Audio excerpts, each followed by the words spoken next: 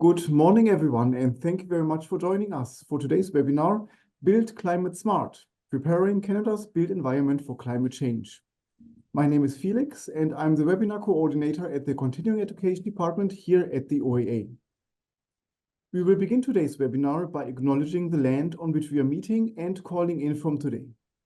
For millennia, the place we call Ontario has been inhabited by Indigenous peoples and nations who have been stewards of the land and are deeply connected to its rich cultural and natural landscape. We would like to invite you in a moment of reflection to acknowledge our shared responsibility to address past and present injustices and provide space for Indigenous knowledge and worldviews to shape the architectural landscape of Turtle Island. Before we commence, I would like to share some important information to ensure an effective and professional webinar experience. Please be informed that this session is being recorded for quality and educational purposes. In order to maintain a stable internet connection, we have muted all participant microphones and disabled video feeds. We highly encourage engagement through our Q&A window. Feel free to submit any questions you may have for our speakers. These will be addressed in the designated question and answer period at the end of the presentation. Kindly note, the chat function will be deactivated following this introduction. For those seeking continuing education learning hours, please note that attendance is crucial. A minimum of 80% attendance is required for these hours to be accredited to your transcript. Please allow up to a few weeks for the processing and reporting of these hours. And lastly, please note that the presenters do not provide insurance, legal, or practice advice, and the OEA does not bear responsibility for errors or omissions in discussions during the webinar. For accessibility, we provide automated closed captioning service available in multiple languages to accommodate the needs of our diverse audience. Now, I'm excited to introduce you to our speakers for today's session. Please welcome Marianne Armstrong, Chad Nelson, and Carla Pendacourt. Let's turn it over to you. Thank you, Felix. I appreciate that, and very pleased to be with you all today. So thank you to everyone who's joined our Build Climate Smart, Preparing Canada's Built Environment for Climate Change webinar, as organized by the Ontario Association of Architects.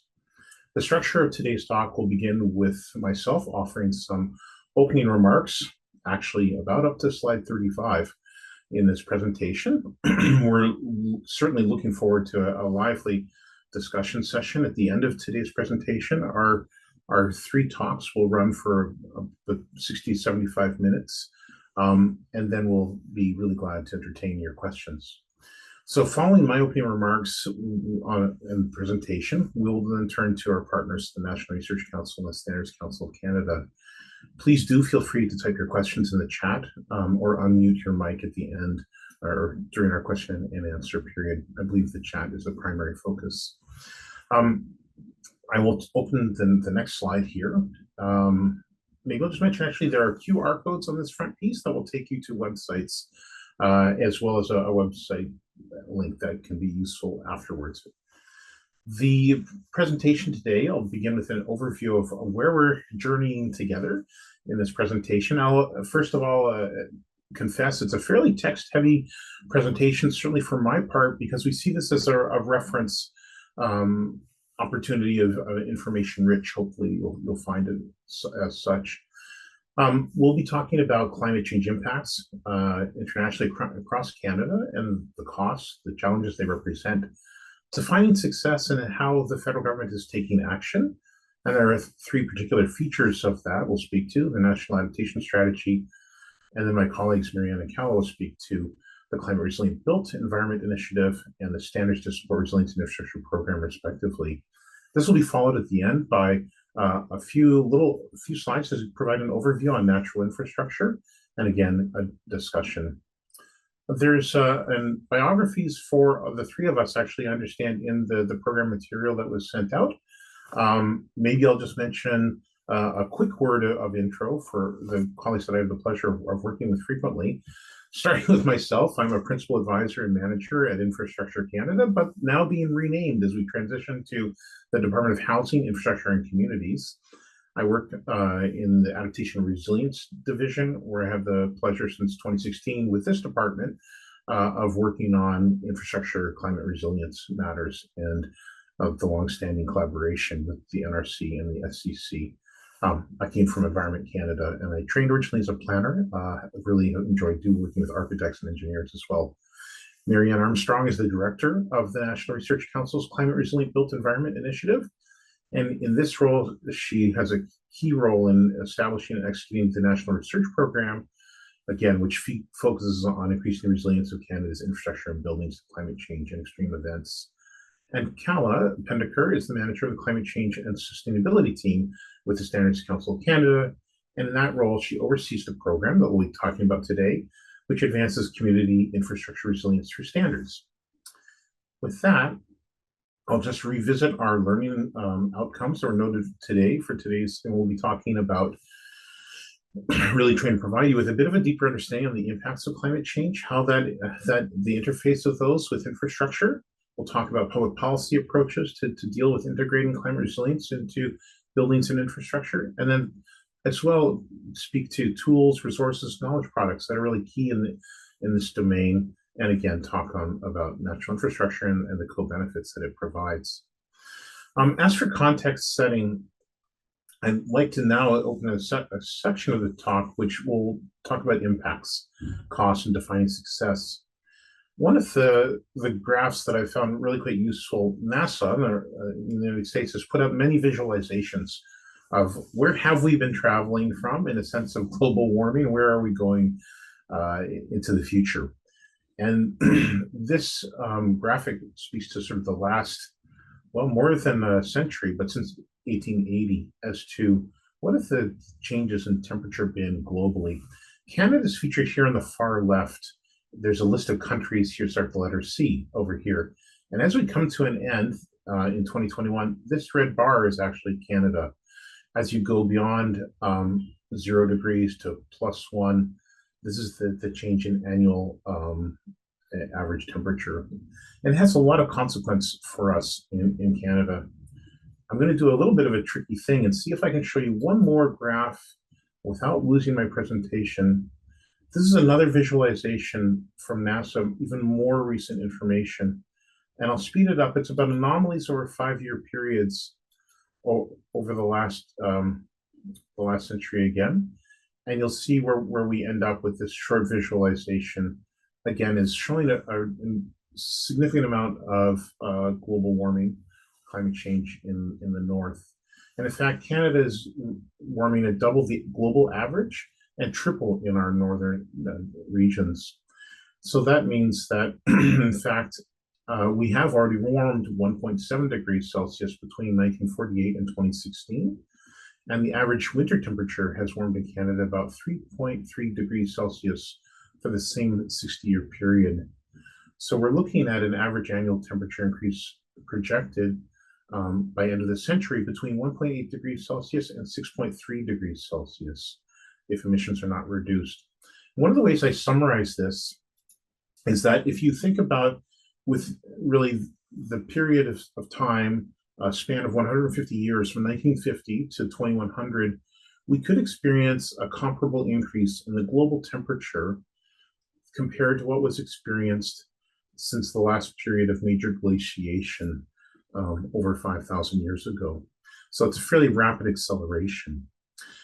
And this is really critical to think about when we understand that 1/3 of Canada's infrastructure is due for upgrades and will require the right tools and data to withstand climate impacts. So as we move into more of an detail on what does this mean for Canada? Well, we've already been breaking a number of weather-related records. I think anybody seen the news lately would see just the continuing coverage about the increase in extreme weather events and along with kind of temperature averages. These have impacts on the long-term performance of buildings and infrastructure. I think this is where we get to the crucial interest for the architectural profession. And there are serious, significant costs economically when you're looking at premature repair, replacement of infrastructure, structures that fail to really live out the full services during their projected lifespan. So this means that there's a need to adapt to avoid and mitigate significant impacts on our health and safety and prosperity. And this, though our actions do need to be informed by local context and knowledge. And there are some visuals on this slide that speak to things that we've experienced in Canada over the last little while. And maybe I'll just mention a few things that were talked about in the 2019 report by Natural Resources Canada and Environment and Climate Change Canada.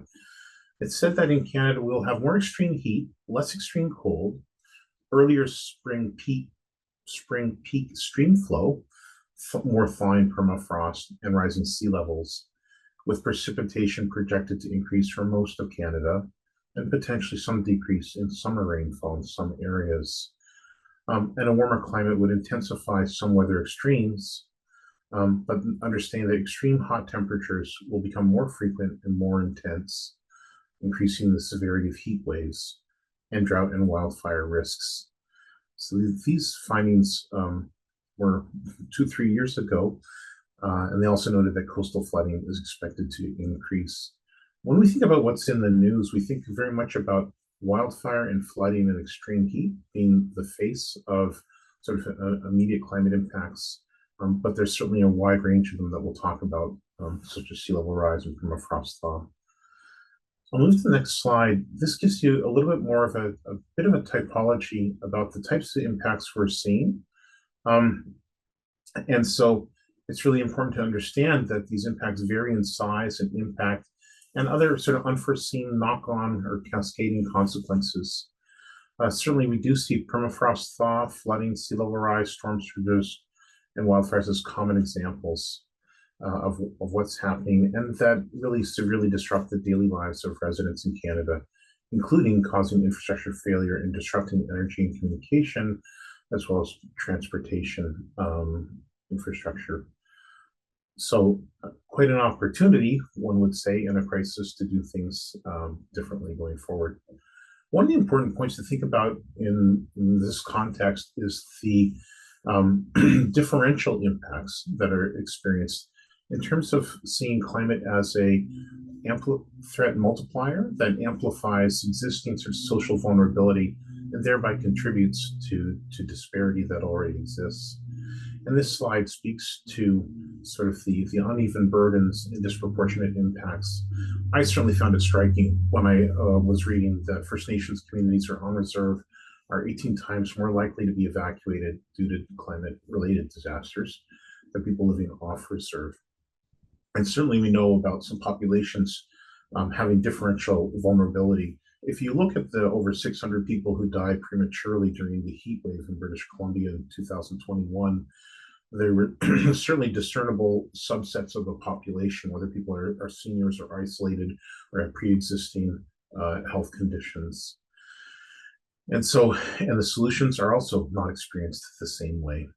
So important things to be thinking about as we try to unpack what is the challenge that we need to collectively confront.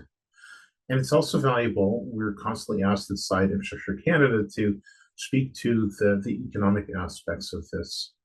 And so it's very helpful to be able to explain that there's been quite a significant increase in the economic costs related to climate impacts. And so in fact, I think I've made the text perhaps too large on the right-hand side here, but between 2010 and 2019, the annual average number of events jumped to 11, and it really reflected nearly a doubling of the costs of previous 3 decades combined of disasters, weather-related disasters. And there's some examples here in very large font, which is helpful for my eyes to give you a quick overview of just sort of up to 2021, many of the key impacts that we saw in Canada, whether they were things such as the Fort McMurray, where entire towns suffered extreme fire damage, and more recently, Lytton, BC, has become the face of such discussions about wildfire. But then we also had those storms out east and really across the country in extreme heat. So it's pretty widespread in terms of the nature of the challenges in front of us. What I'd like to get to on this slide is to speak to sort of those structures. If you compare assets to hazards, that's one of the things we're continually looking to do, especially as we apply a climate lens to our funding programs. So it's very helpful to see how, from this table, how certain climate change impacts can severely impact daily essential services and assets. And for example, a combination of ice storms and wet snow can have a high risk of causing power line and transmission structure failure. Some of us will remember the Montreal ice storm of 1998. But similarly, intense and accumulated rainfall can cause failure in stormwater and wastewater infrastructure. And think about the community of Merritt in 2021 that was evacuated when the floods, the atmospheric rivers happened in BC and the wastewater infrastructure failed in Merritt, BC. So a wide array of interactions here. And maybe one of the interesting points to make as well is that there sometimes are, to some degree, tipping points. Like I've seen presentations on extreme wind where when you go from like 90%, a value of 90 to 100, the actual impacts almost double in terms of the failure. And maybe I can unpack that later in a bit of a discussion. Certainly, we see that there's a better recognition over time of the need to take action and understanding what's happening. This 2019 report by the Council of Canadian Academies was quite instrumental in that it ranked infrastructure as one of the top domains of most consequential where climate impacts would affect Canadian society. But it also said that the domain of public infrastructure was the one that they found where we could actually have make the most difference in reducing the adverse impacts of climate change. Some things like impacts on fishery stocks are harder to influence. So again, over the recent years, we've seen quite a bit of action in terms of more public dialogue, and whether that's research reports on the cost of climate change coming out from the Financial Accountability Office of Ontario most recently, but also the Federation of Canadian Municipalities and Insurance Bureau of Canada, speaking to the $5 billion that could be invested annually by municipalities to avoid the worst impacts of climate change. But we've also seen municipalities pass climate emergency declarations, and globally seen a recurring in annual reports from the World Economic Forum about climate issues. As we look to define success in tackling these challenges, it's helpful for me, I find, to think about these really has sort of three or more key elements. It's about making location decisions regarding public infrastructure, but it's also about the planning, the design, and building of infrastructure, but also about its planned operation and maintenance, those schedules, so that we sustain the assets and the flow of services from them. It also is important that it withstand and respond to and recover rapidly from disruptions.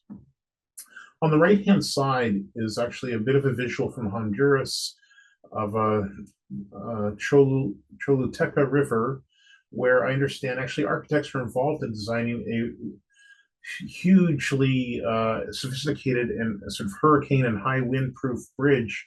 But what happened after Hurricane Mitch is that the river relocated itself, and the bridge is no longer, which was a vital one to connect roads, but it was no longer essentially in the right place.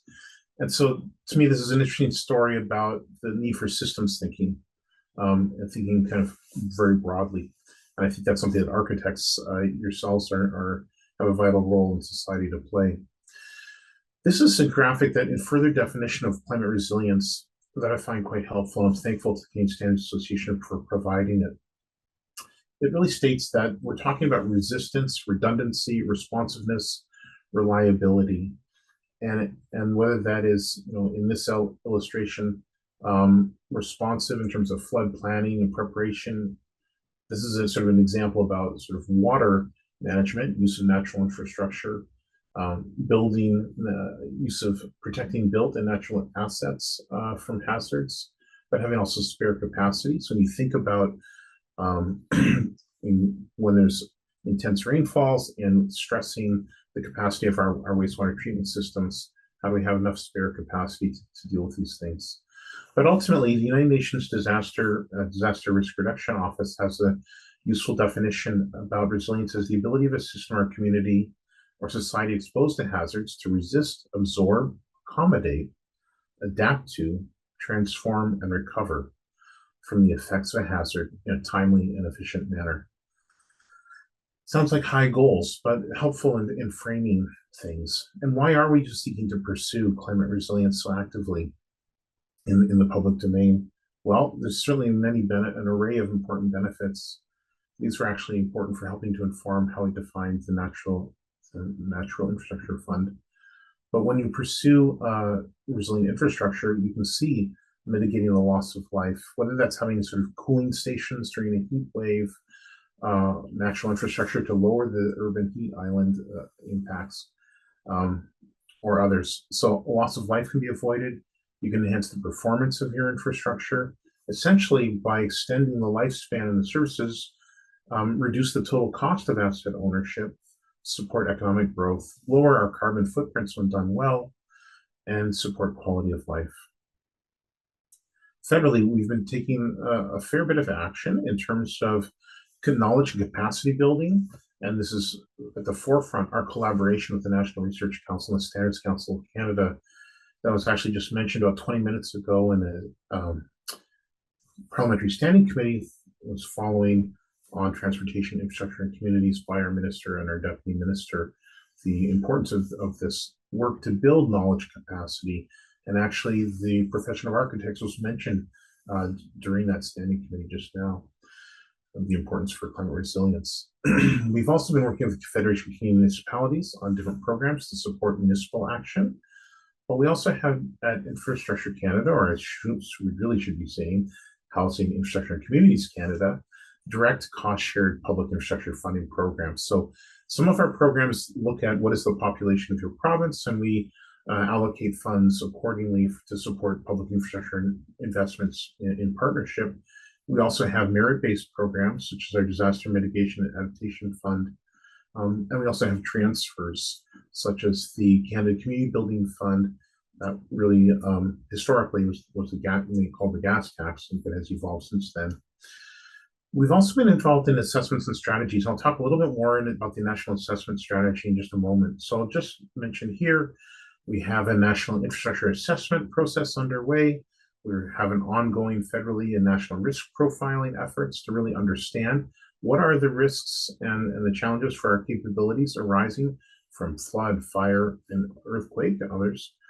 Also, we have in place a greening government strategy to get our own house in order, as well as applying a federal climate lens to our funding. Other things that we've been doing over the last few years that our department have been investing in an array of programs. And so these speak to really a wide number of programs that have tried to factor in climate resilience, whether that's through having a climate lens applied. And we're actually up to $2.4 billion for 92 projects committed or announced under our Disaster Mitigation Adaptation Fund. We've also launched, a Natural Infrastructure Fund. Many of these intakes are now closed, and we're looking to see where to from here. And we'll stay tuned as a society. One of the most important things that we've been involved in over the last couple of years was the development of Canada's National Adaptation Strategy, the first ever for Canada. And it really presents a whole of society direction for a more resilient Canada. It attempts to better align and coordinate our efforts by different orders of government, Indigenous peoples, the private sector, civil society, and really offer a touchstone framework for moving ahead collectively.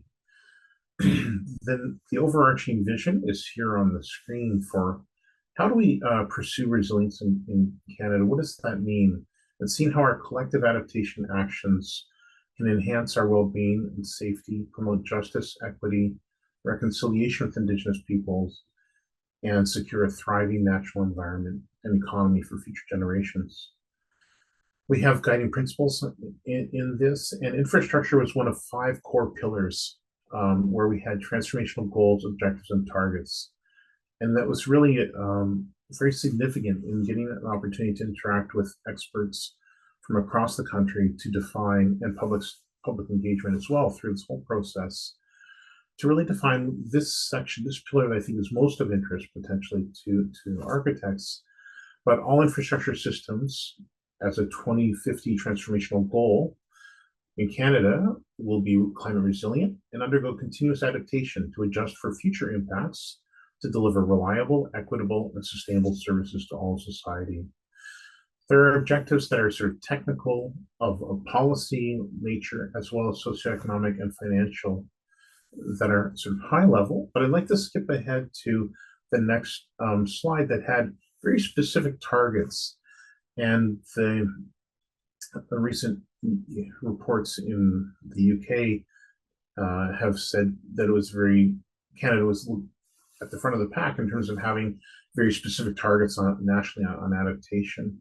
And so what we've talked about here in areas I think are relevant to architects is that by 2026, additional climate change resiliency considerations are incorporated into 3 Canadian codes. Robust guidance, codes, and standards covering top climate change risks for key public infrastructure systems are available to be adopted by all infrastructure decision makers. And we also talked about the fact that starting this year in 2024, resilience to climate change impacts is factored into all new federal infrastructure funding programs. That's something that's keeping our team quite busy in our world. I'd like to touch on, as we're wrapping up the discussion on the National Adaptation Strategy, areas that really speak to goals and short-term outcomes that are relevant to the architects. And I think we speak here to climate competent professionals, and that was actually the focus of a question just now in the Parliamentary Standing Committee. How do we ensure that everybody has the skills that are needed as we seek to advance kind of a broader integration of considerations? How do we advance asset management to account better for climate change and ensure that we have access to very helpful knowledge products to define performance and success of infrastructure in an altered climate? It also speaks to the need to support public and private investment and using requirements or criteria in how we make our key decisions.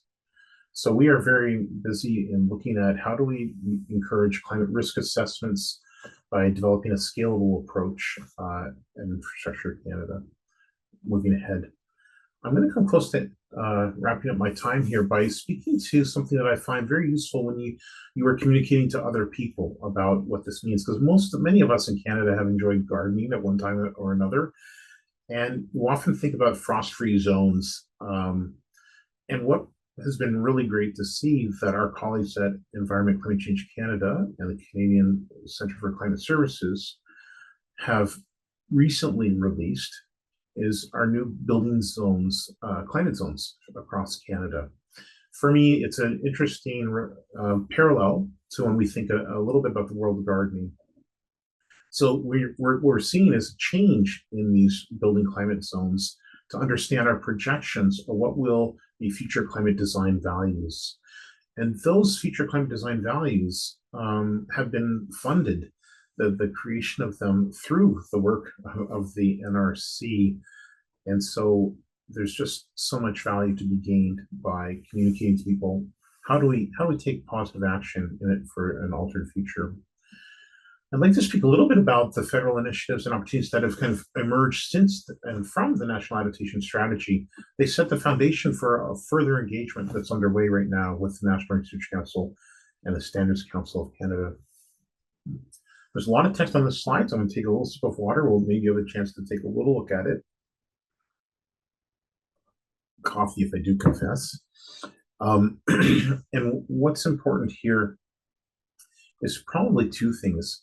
We've been thinking about a value chain as a way to frame our work on infrastructure and resilience.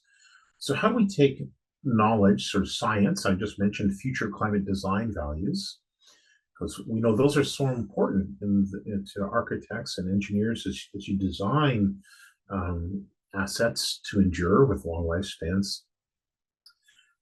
How do we have access to such fundamental data and design values? How can that best inform guidance, be those construction specifications or best practices? And then how can those be also codified in tools? So meaning guidelines, standards, proposed updates to national codes. And then how can we support uptake and use?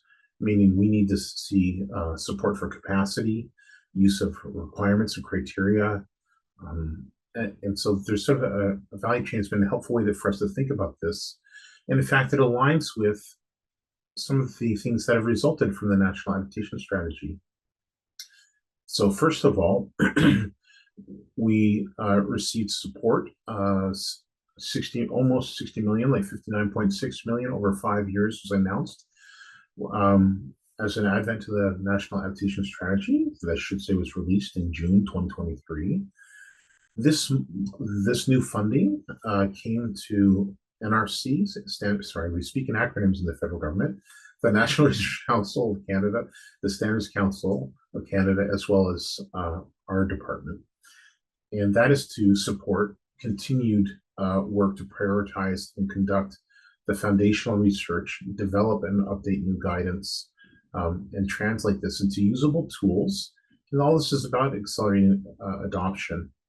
And so one of the interesting things I think would be primarily of key interest to architects is that we are taking the future climate design values and with colleagues over at Environment Climate Change Canada, creating project specification sheets in partnership with climatedata.ca that can be useful for over 680 sites across the country to understand how do we build for a future that's different from the past.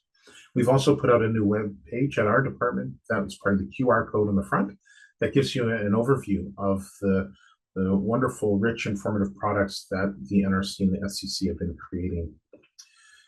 Resilience requirements is a second element that's emerged since the National Adaptation Strategy, with a commitment publicly that, as I said, starting 2024, meaning this year, we will be applying resilience requirements in our funding programs.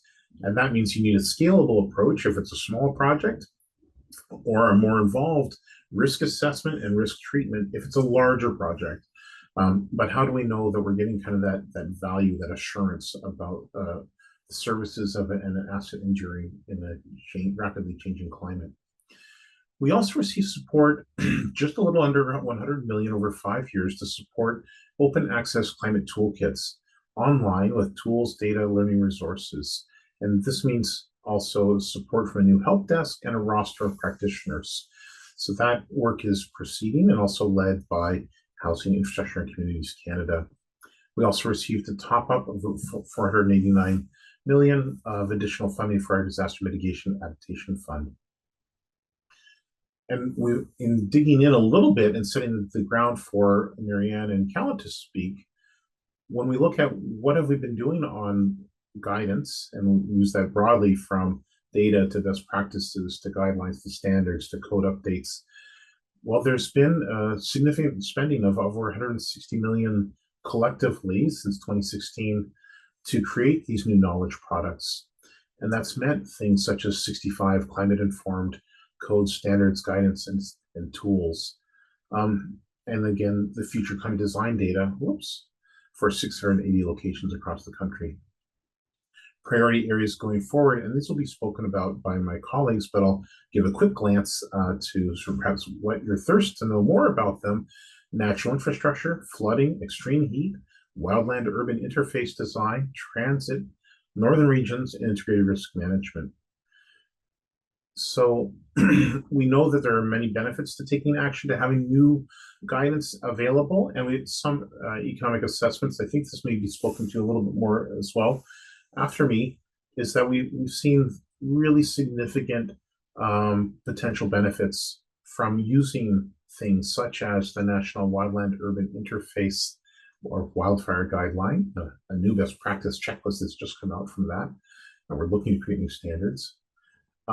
and this means that the spending on this to align with these practices could be cost 150 million, but save 900 million. And the widespread implementation of the national guidelines on the flood resistance of buildings could have an 11-to-1 benefit ratio.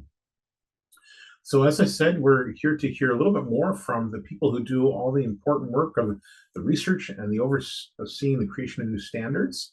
And this work continues. So as I look to try to start wrapping things up in my section here, I'll just say that standards are a core focus for our work, as they really reflect an accepted bar for practice that can be reflected in regulations and can be updated on a regular cycle, and really, and when used properly, can help keep Canadians safe and our communities more resilient and lower those total costs of asset ownership. There's a wide variety of guidance documents which you can access through the information here and that we've referenced in this presentation for you, and so much more to be shared. Our website at Housing Infrastructure and Communities Canada speaks again to the many pieces that have resulted from the hard work of the NRC and the SCC, such as these ones on a variety of assets, starting in the preceding, I should say, on hazards, whether it's flood, fire, heat, snow, wind, and again on assets such as buildings at the community scale as well, along with water, stormwater, wastewater, and bridges. With that, I think I'm going to turn it over to Marianne. Hope that came across well. Great, thanks so much, Chad. I mean, it really sets the stage for why the work we're doing on codes and standards and research is so important as we aim to move the bar forward. So this is my title slide, and I'm going to point to the QR code. That's the same QR code that you saw earlier, so you might not need to take a new picture of it. But it is a great link to find out more about all the research that's ongoing, including a lot of the documents that are now available. I would also point to the one for Infrastructure Canada that brings together really all those codes and standards that are now available, is also a wonderful link to check out. Next, please. So we've been working with Infrastructure Canada since 2016. It's been a really wonderful relationship with them to be able to undertake the research to move the bar forward on resilience in Canada. This was all thanks to the Pan-Canadian Framework on Clean Growth and Climate Change at the time, and most recently under the National Adaptation Strategy as we're aiming and seeking to support. So our latest initiative is a Climate Resilient Built Environment Initiative, which started in 2021. So we're just rounding out what we call year 3 of that one.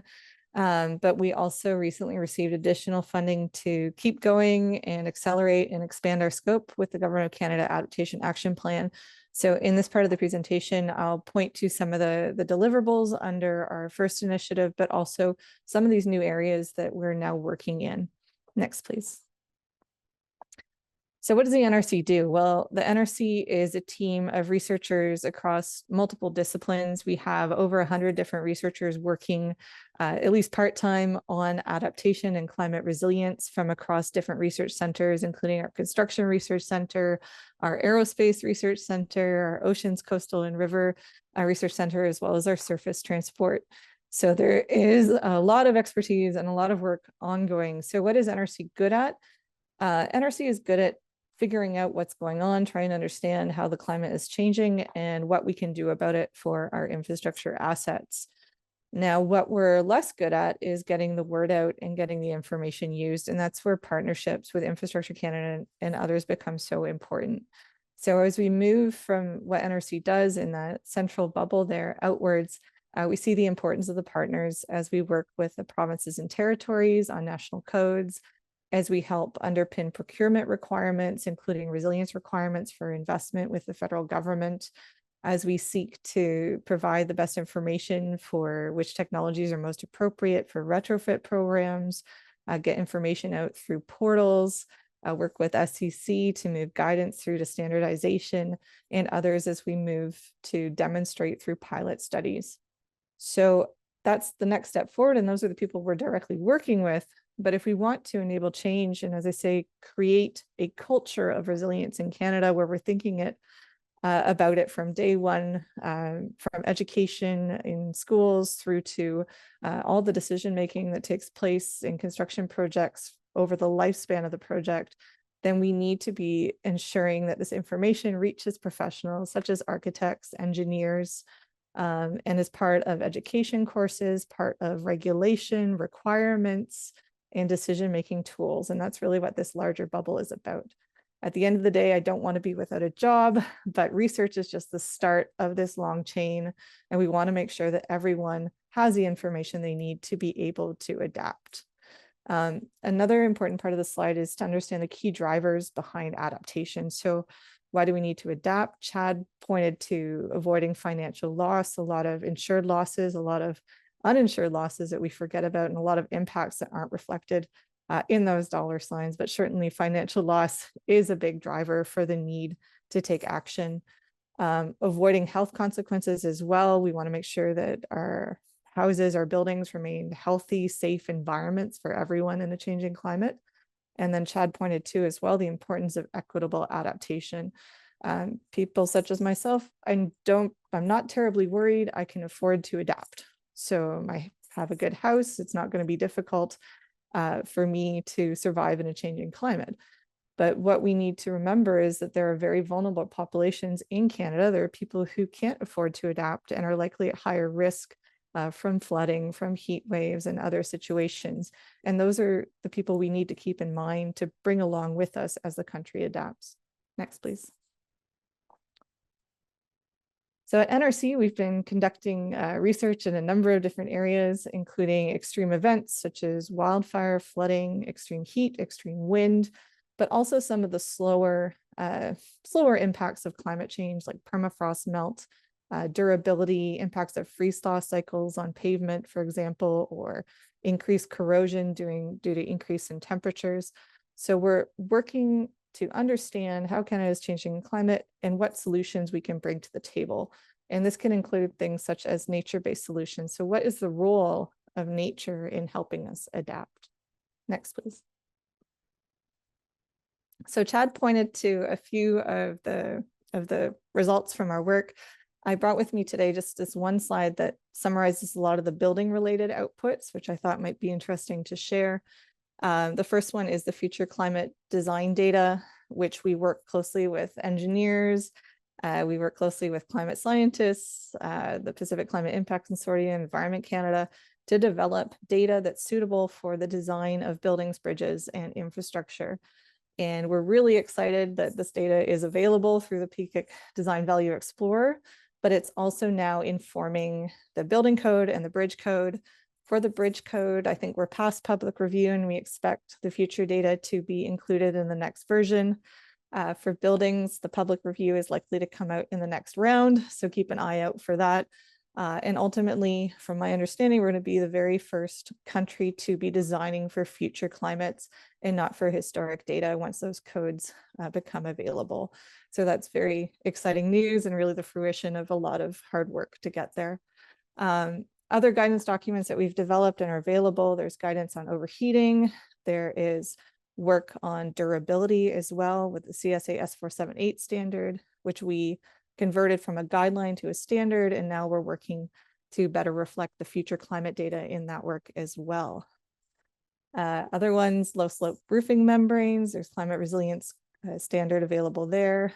The WUI guide, which I'll talk about a little bit more in a second, as well as a suite of guidance documents related to flooding, including the CSA Z800 guideline on basement flood protection. I've thrown in a couple on the end there because I like to keep it a little bit more complete, including wind and permafrost, but those are really SCC outputs. So I'll let Kala cover those in a minute. Next, please. So now I wanted to highlight a few of the research areas that we're working on. We have over 60 different projects ongoing. We have upwards of 150 to 200 different partners on board. I'm not going to cover all of those today, but hopefully I can mention a few of the really interesting areas that we're currently working on. One, of course, is extreme heat. I believe we're all aware that a few summers ago, there was a heat dome in BC and over 600 people lost their lives prematurely during that heat wave. And the biggest takeaway for us in the building sector was the majority of those people lost their lives indoors in their own homes. And so that's a huge takeaway for us. It tells us that there's a problem, and it's a problem that we need to be looking at and solving and doing what we can to protect the lives of Canadians. So we've been working on overheating both at the building level and at the community level.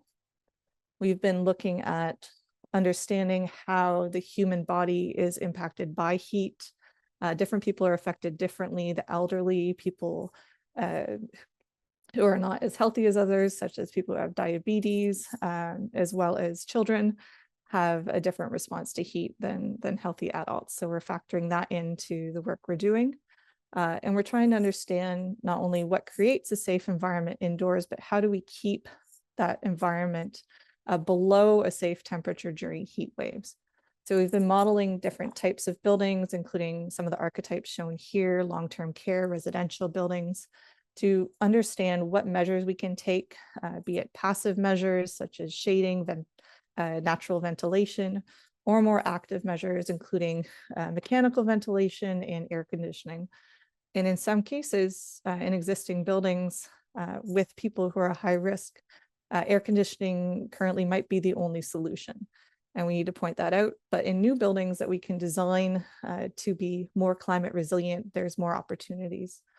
We also have pilot studies right now in multi-unit residential buildings to understand what climates people are currently exposed to and the effectiveness of different retrofit measures. We're looking at both overheating in those cases as well as prevention of wildfire smoke. And that's an interesting intersection in that if I don't have air conditioning in my building and there is a wildfire event and it's very warm out, I'm not in a situation to be able to open my windows because I don't want the smoke in. So it's one of those occasions where we need to be looking at some of those events happening at the same time to help inform better design. Next, please. So the building itself is one area we can look at, but to properly tackle extreme heat, we also have to look at urban heat islanding. So the researchers in this case have been modeling different city centers, including Vancouver, Toronto, Ottawa, and Montreal, to look at how future climates and heat waves will affect urban heat islanding, and also looking at what solutions we can bring, including looking at green roofs, water bodies, increased greenery, increased green canopy, as well as the use of cool materials, which actually have quite a good promise, including cool roofs to help reduce urban heat islanding. So we're looking at how can we combine urban heat islanding solutions with building level solutions to create the coolest areas we can in our cities and ensure health and safe Canadians. Next, please. On the wildfire side, Chad mentioned our Wildland Urban Interface Design Guide. So we worked with a committee of experts from across the country, from different walks of life, including people who worked on FireSmart. We had firefighters, we had home builders, we had climate experts, forestry experts, who helped develop the National Guide for Wildland Urban Interface Fires. So this guide is informing, now there's a checklist available in BC to make it easier for people to see what measures they can take to prevent wildfire spread. So that's informing that. It's also informing Build Back Better programs for Lytton. So a lot of really valuable information there. And we recently partnered with the Standards Council of Canada to move this forward to 2 standards. So one of them is actually going to look at community level measures, and the second one at the building level measures. So we hope to start developing that standard this year based on the results from a few workshops that we ran this past year, or well, 2022 is 2022. We're getting there. So this year we do hope we're going to be, or we do plan to develop the standard starting this year. Thank you. Next. As Chad pointed out, if we apply standards like the WUI guideline across the country, we will see benefits. So we had an assessment undertaken by the Institute for Catastrophic Loss Reduction to better understand the cost of applying the Wildland Urban Interface Design Guideline across the country, as well as the benefit. So in cases where there's a high hazard, the benefit to cost ratio was 14-1, so very large. Nationally, across the country, if applied right across the board, it was 4-1. And we'll see this in many cases when we look at resilience measures, it's 4-1 and up generally. And what's not reflected in that, we're also creating jobs, saving lives, avoiding injuries, and everyone loves taxes. This was funny, increasing tax revenue by $1 billion, but overall benefits to the country by undertaking resilience measures. Next, please. So I'm going to end with 3 new areas to us. So with the new funding with the National Adaptation Strategy, we have the opportunity to accelerate the work we're doing, but also expand into new areas and address new gaps.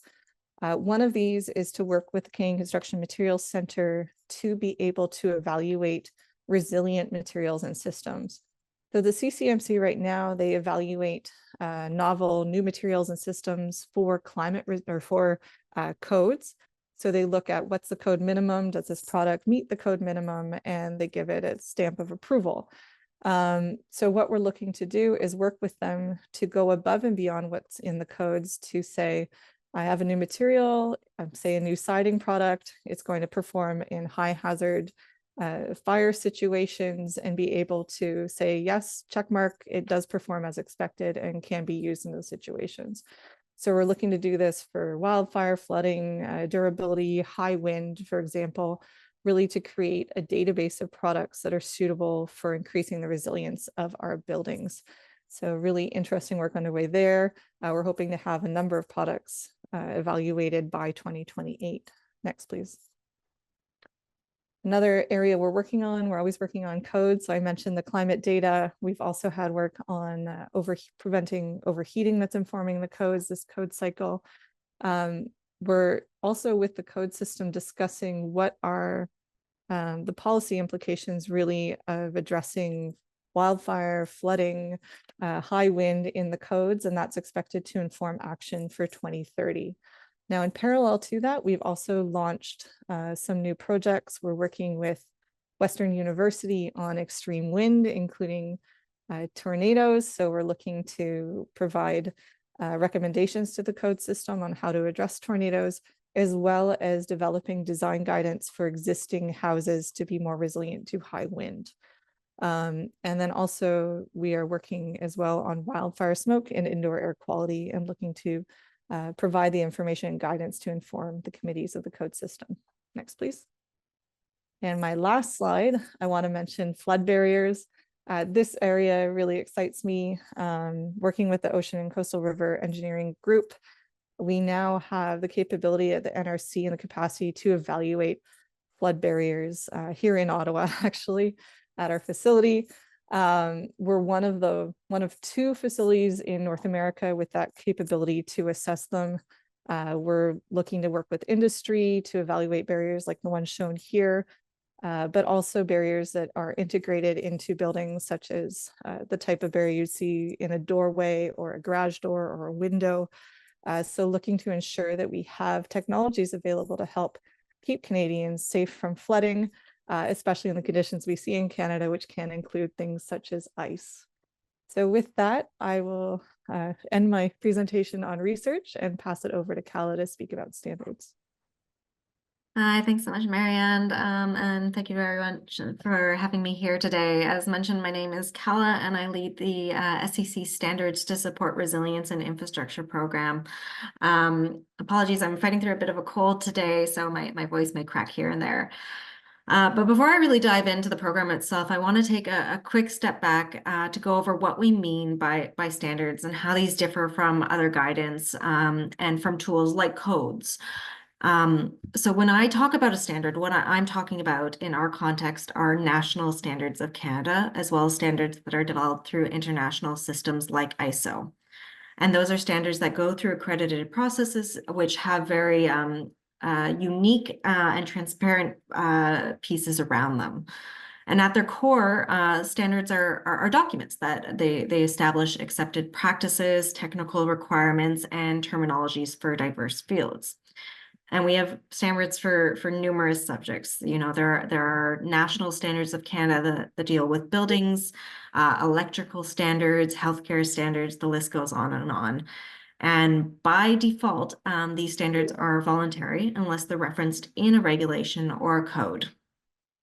But I would say that these standards, or national standards of Canada in particular, they're so ingrained in our lives that most of the time we really don't think about them. When you walk into a room and you flip on a light switch, I would guess, or I would hope that very few of us here are worried about an electrical fire.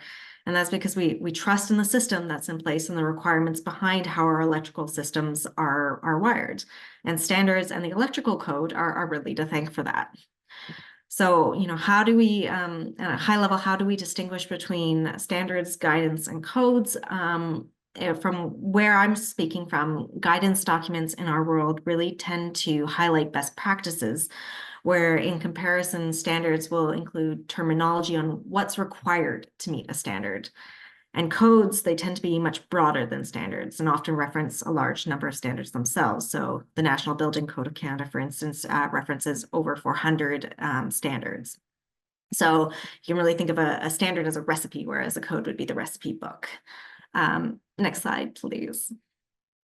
So as I think Chad really did a fantastic job demonstrating, climate change is impacting our communities from all angles. From coast to coast to coast, we're experiencing the effects of things like sea level rise, heat waves, wildfires, and intensified storms.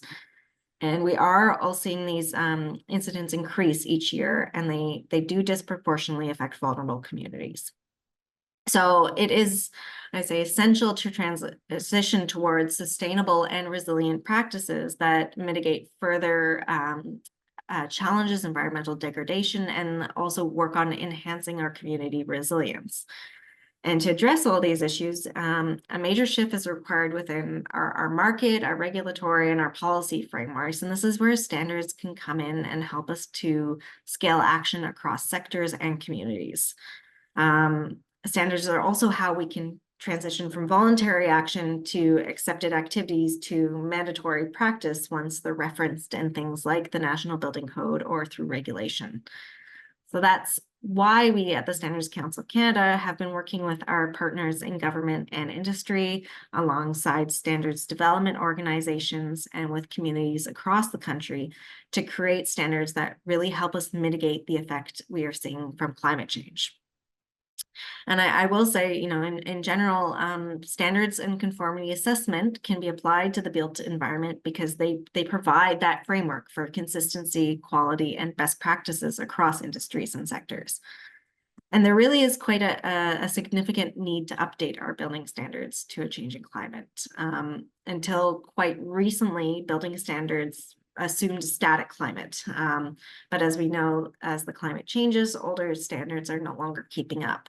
So our program, amongst many efforts, is in place to help expedite the update of existing standards, as well as to make sure that new standards are available to help address concerns like wildland-urban interface fires that were not as much of a concern as they are today. Standards really can mainstream, advance, and professionalize the field of climate change adaptation by codifying those key principles and practices. And because they are built by consensus with a balance of stakeholders, they also reflect a variety of voices and perspectives. So they ensure broad applicability and usefulness, I would say. And under the NAS, we've been working with infrastructure and with NRC, and our aim is to advance 86 standards and related technical guidance across several key subject areas, all with the goal of making sure that those technical standards have been updated or developed to embed climate change in all decisions, from location to planning to design to managing, adapting, operating, and all through the way to maintaining infrastructure systems across their life cycles. So these standards that we're supporting, we're, I'd say, about halfway through a number of them, but we're ensuring that what gaps there are being filled through the program and through our work with NRC and INFC. And I mentioned we have a few different streams. They're here on the board. So we're operating in areas of northern climate resilience. We have I'm going to say catch-all around strengthening assets against extreme weather conditions. We're looking at how you can integrate risk management into your planning. We have a whole stream of work, which is very exciting, around nature-based solutions. And then we're starting to explore how we can support both low carbon resilient building materials as well as climate resilient transportation infrastructure. So what does this mean for you? We've been working in the climate and infrastructure standardization space for about a decade now, and we have a pretty solid grasp of what's available to support your climate infrastructure standardization needs. So if you need a hand to navigate standards in the standardization system, please don't be shy to reach out. Or if you feel like there's a lack of guidance in a particular area, you know, we're always open to you letting us know, so we can see if one, we can find if that gap's been filled by a particular standard, or two, we could help support the development of a standard in that area moving forward. So on the screen, I highlighted our 6 themes, but I'll expand on those and give you a couple of examples so you can understand what's within our sandbox and where we can help. So if you don't mind just going to the next slide, please. Thank you. So our northern specific work in this area, I would say we were really working by the North and for the North. We've supported a huge number, I think about a dozen or a dozen and a half standards that deal directly with changing permafrost conditions. So these are things like how to manage changing permafrost thaw, how to design and implement thermosiphons, as well as how to deal with more extreme conditions in the north, like high winds and changing snow loads. In the short term and in the near future, we're looking at how we can address community roadway management and how to support the reduction of mold in buildings. Next slide, please.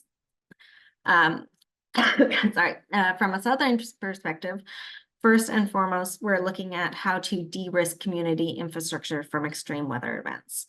So some of the areas we are continuing to look at, I'll say, are flood mitigation, urban heat island assessment and mitigation, and storm protection for utilities. We also have an existing arsenal of work in this area dealing with high winds and flooding. So for instance, our existing flooding work touches on community design to reduce flooding risks, as well as specific guidance on reducing challenges of inflow and infiltration. And I think Marianne touched on it very briefly around emergency flood barriers, but we have partnered with the NRC to support the development of a municipal flood guide, which will tell municipalities when and where to implement certain emergency flood barriers. So how you choose them, how you operate them, and what might be the challenges in doing so.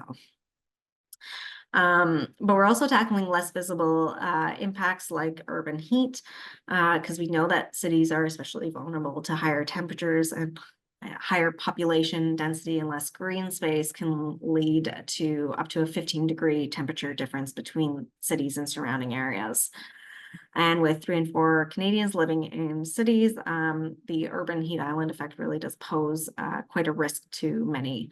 So one tool that we're working on is providing communities with a way to understand where their urban heat island zones might be most at risks.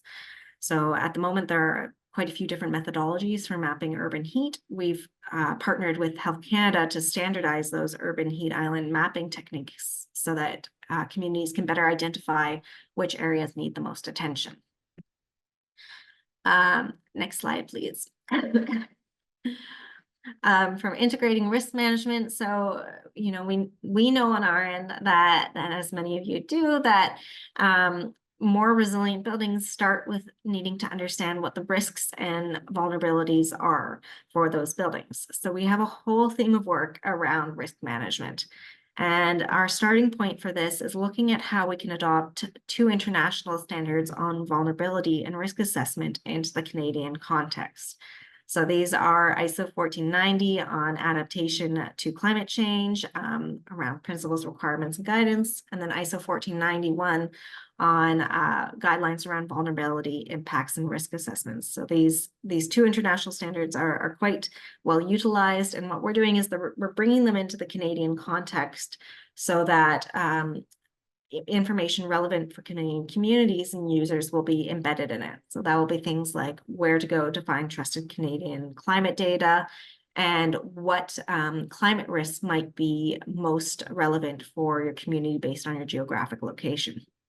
So very happy to say that this work is already launched, and we're expecting the adoptions of these standards to be available within the next 16 months. At the same time, we're also supporting two, I'm going to call implementation guides around those standards. So there will be a guide that will be directly applicable to asset management. So how do you apply ISO 1490 and 1491 to asset management?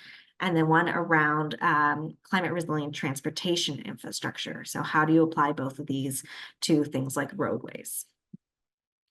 Next slide, please. Thank you.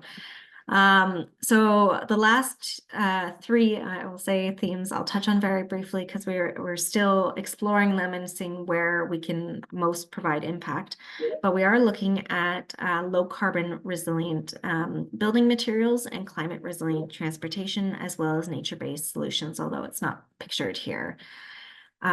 Within low carbon resilient building materials, as a starting point, we are supporting the development of a methodology to assess the trade-offs between low carbon versus resiliency in material designs, because we know that something that may be more resilient might have a higher carbon cost.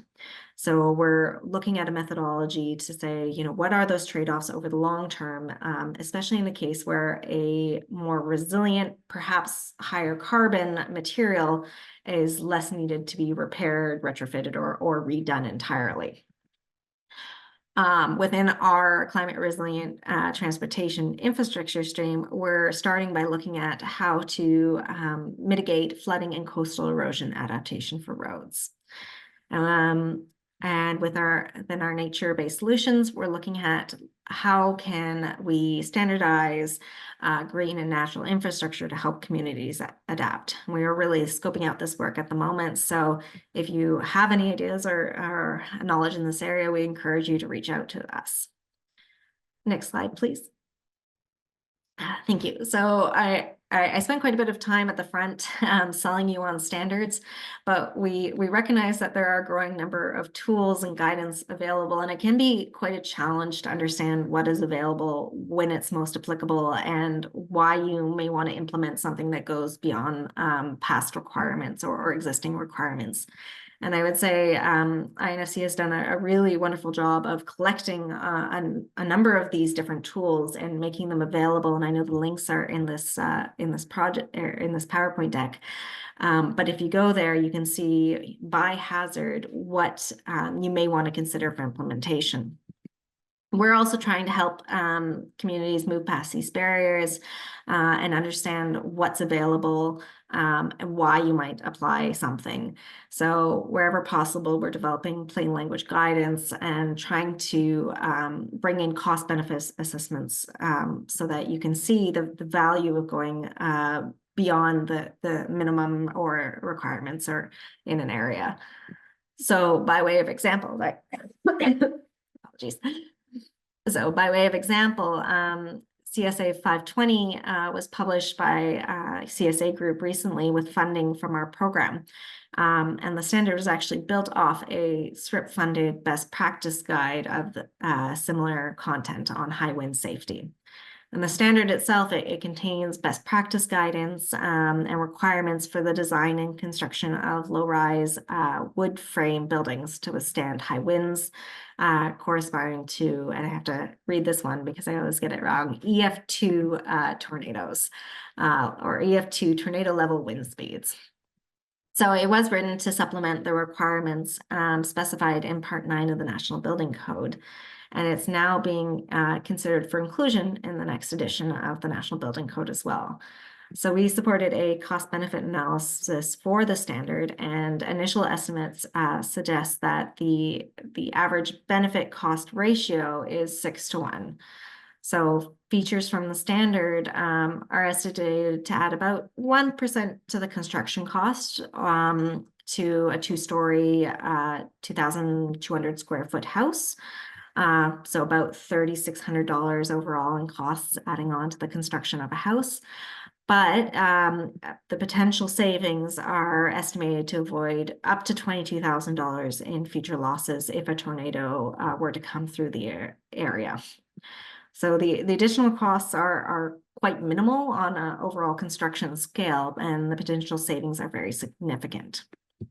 And maybe before I hand it back over to Chad, I'll just say that, you know, implementing climate-informed standards and guidance really does help us to build resilience over the long term. We've gone through a number of different tools that are available and can be implemented now. And I do encourage you to reach out to us if you have any questions, as these tools were developed to strengthen communities and reduce costs. Over to you, Chad. Thank you, Kelly. Really appreciate, and thank you, Marianne. It's just terrific working with both of you. I have an opportunity now to speak for a few quick slides about natural infrastructure or nature-based solutions. We wanted to provide a little bit of an overview of this increasingly emergent area that is quite promising and quite of interest, both from the practitioner perspective and also from sort of a policy perspective, particularly because of the co-benefits angle.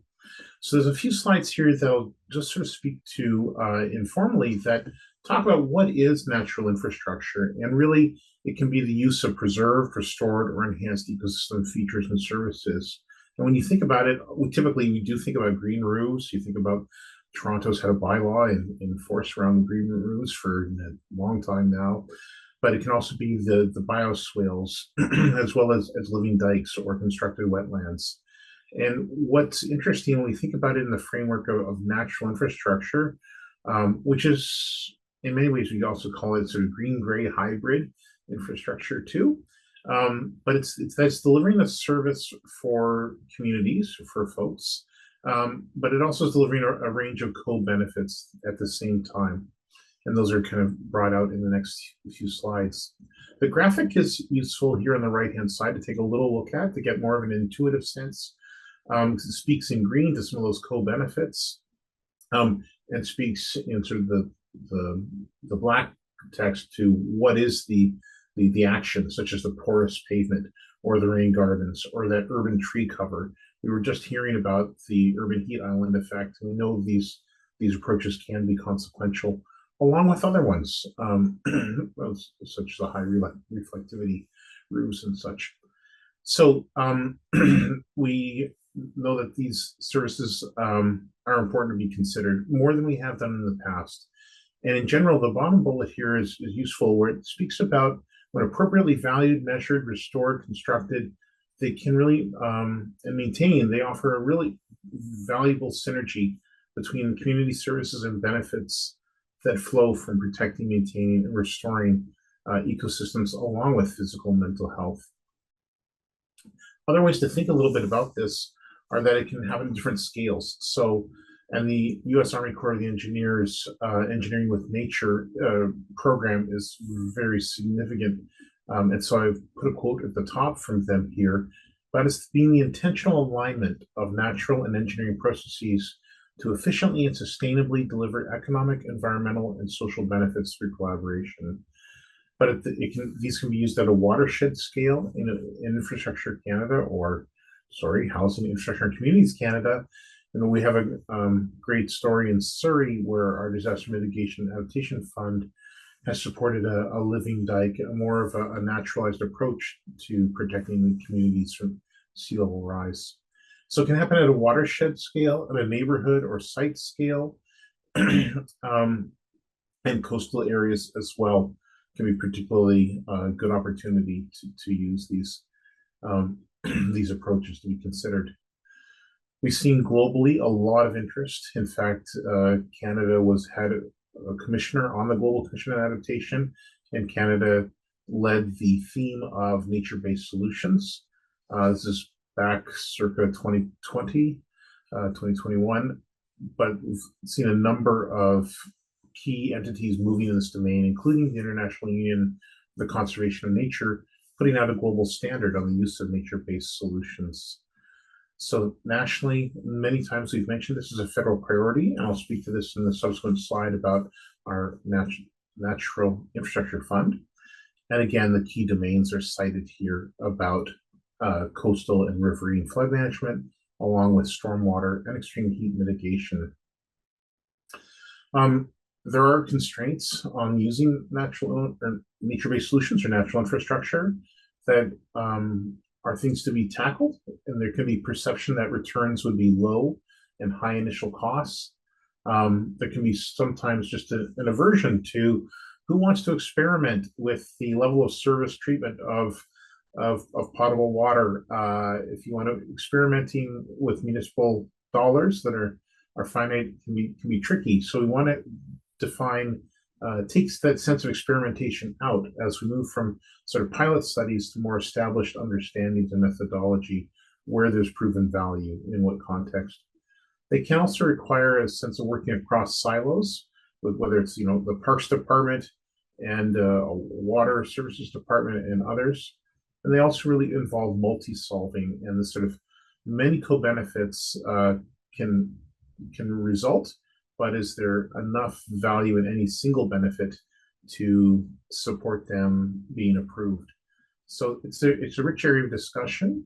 One of the forefront leaders in Canada has been the Rain City Strategy in Vancouver, where they've spoken about just sort of very strong measurement on the quantification of the value of using such tree trenches. So in cities, how much water per hour falling on the city can be absorbed and meaningfully, essentially pre-filtered. And so I would point out that if people wish to know more, the Rain City Strategy in Vancouver is one of many actors. Montreal and other cities have also been advancing these initiatives. I would mention that the value of this area encouraged us as a federal government to support the creation of a natural infrastructure fund, which was really highly subscribed. So we had over 560 applications that sought $260 million. We had 150 million available. And right now we're going through the process of evaluating those requests for funding. But many of the proposals spoke to interest in mitigating risks associated with flooding, increased rainfall, heat waves, as well as erosion. There's a little image on the far right of shoreline restoration in a Green Shores approach. So the path ahead, as we turn here to open questions in the last 15 minutes or so, I had some discussion starters, which maybe I'll just mention that there's a lot of learning to be done very quickly in these domains. And I think I'll leave you with a few points, not on the screen here, but in a summative sense, as just before we turn to questions, I'd like to really propose that building community resilience to extreme weather and climate-driven events is essential. It saves money, it supports the economy, it protects quality of life. And truly, I think you've seen in Cal and Marianne's presentation, our commitments to recognizing that this is an age when the world is changing around us, and it behooves us to pursue swift learning, smarter decisions, and pursue systemic thinking. And standards have a key role in this, as well as the range of research done by the NRC. But the new knowledge that's being generated will be there to guide us to do things differently and to better protect Canadians and withstand future climate impacts. It also, though, is essential that creativity, empowerment, equity, and compassion are a part of this pursuit, because this is not just about protecting those who are already fortunate. It's very much about thinking globally and acting locally. And it's moving from that frame as well, though, to thinking longer term and acting now, because the future is coming fast. And truly, as many say in the domain of adaptation, I'll leave you with this, but that we must avoid what we cannot manage and manage what we cannot avoid, and do so with compassion. And we can no longer drive forward looking only in the rearview mirror.